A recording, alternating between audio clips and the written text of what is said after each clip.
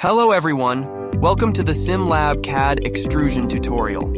In this video, we will demonstrate how to quickly extrude faces and create additional bodies. This workflow is only available for the parasolid CAD format, which is native to SimLab. The moving tool is always present, regardless of current activated ribbons, and is located to the top left corner of the graphic user interface.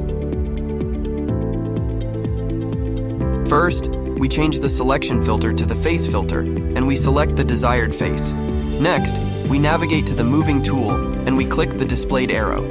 To create an additional extruded face, we enable the fill option, and then we click Update.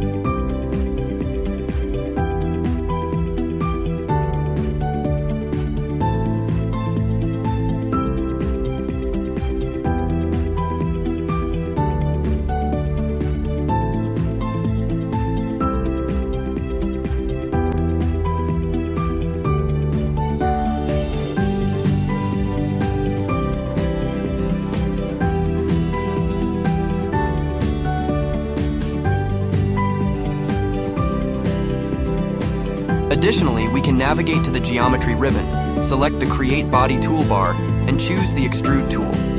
In this scenario, we have multiple options for how to extrude the currently selected face. In this video, we demonstrate the vector option, which is quite similar to the moving tool capability that we covered earlier.